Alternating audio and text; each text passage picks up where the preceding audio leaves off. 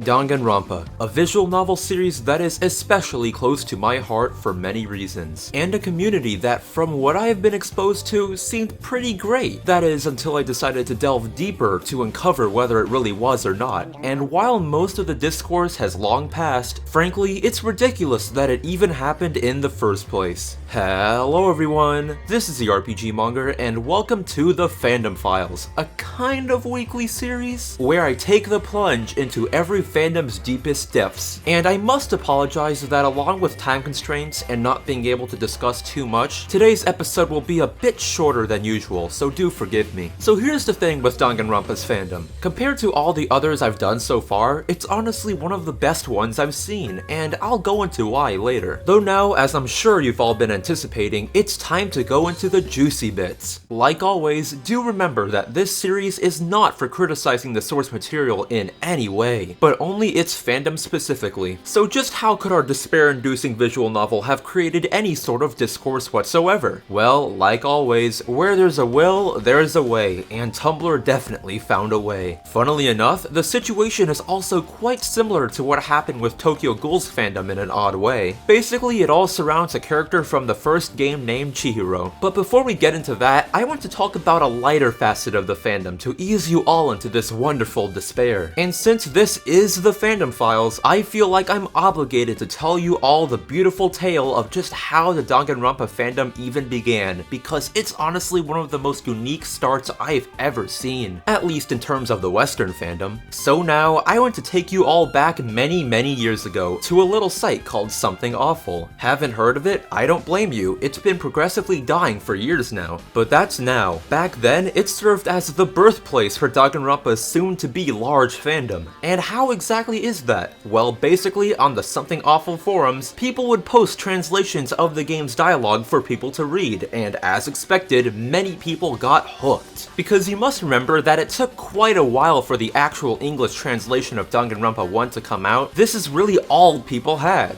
And while for a while it was all going smoothly, eventually the site caught on and began making people buy special accounts to actually be able to read the newly posted dialogues. Don't believe me? This is a snippet from the actual video that would be on the site when people would try to access it.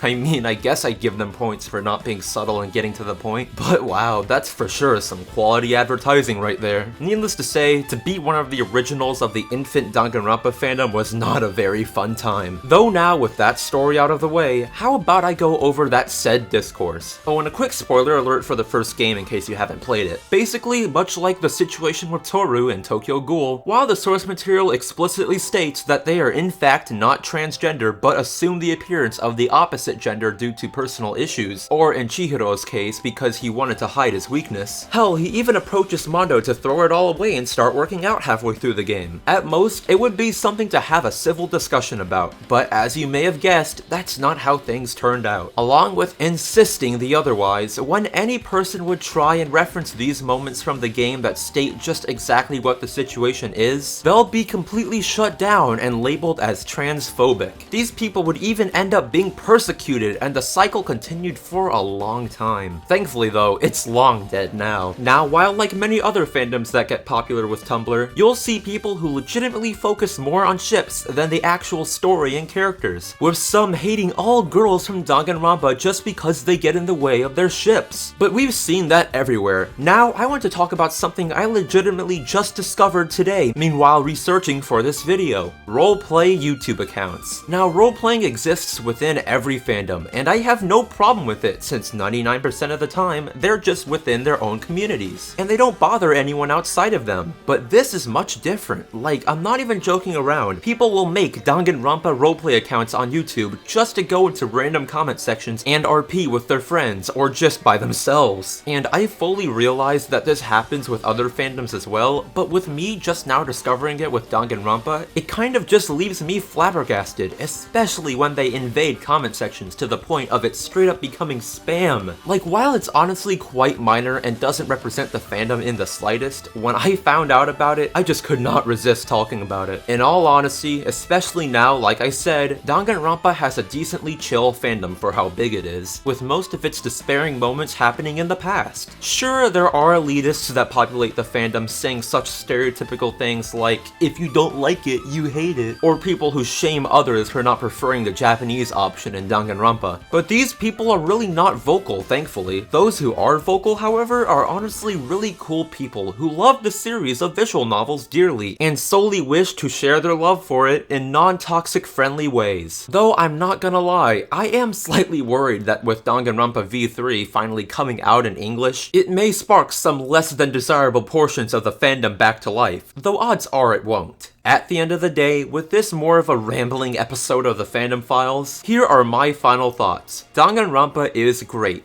I personally love it a lot, but never in a million years will it ever provide another reason for me to harass someone about it. Like, seriously, and this goes to all kinds of scenarios similar to these. At the end of the day, this is a fictional work, and never ever should a fictional work make someone persecute somebody else. Come on guys, just use common sense. Well, there you go. Once again, I'm sorry about this episode being a bit lackluster. I've been extremely busy with all sorts of things, so I just did not have a lot of time. But do tell me your worst or best experiences with the fandom, and as always, here's my favorite from last episode. Now, I would have picked a shorter one, but this was honestly just too good to pass up. I highly suggest you pause the video and just read this on your own because, wow, I cannot believe that people can get to this level. Oh, and don't forget to check the iCard poll to choose which fandom I tackle in the next episode of the Fandom Files. I put some very, let's just say, topical fandoms in there this time around. If you enjoyed this video and want to see more like it, do subscribe, and today's cool thing of the day is obviously Danganronpa V3. Now, I've only played the very beginning of this game as of writing this, and I just finished meeting all the characters, but I've gotta say, I already love it. Just from the music and characters alone, I can tell Danganronpa V3 is gonna be a wild ride. So that being said, I'm the RPG Monger, and don't forget that each and every one of you are fantastic.